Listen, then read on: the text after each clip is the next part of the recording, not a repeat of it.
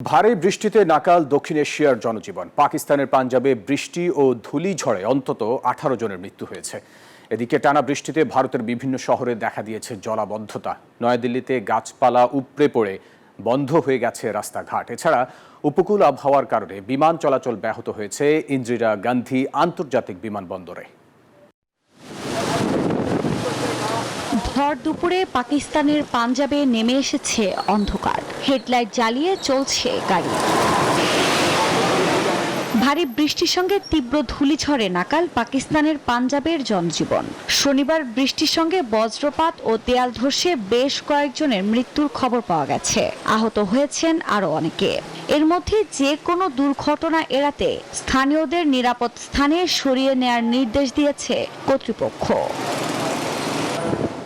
এর আগে গত শুক্রবার পাঞ্জাবের প্রাদেশিক দুর্যোগ ব্যবস্থাপনা কর্তৃপক্ষ বিভিন্ন এলাকায় ঝোড়ো হাওয়া, ধূলিঝড় ও বৃষ্টির সতর্কবার্তা দেয়। একই সঙ্গে বিনা প্রয়োজনে ঘর থেকে বের না হওয়ার পরামর্শ দেয়া হয়।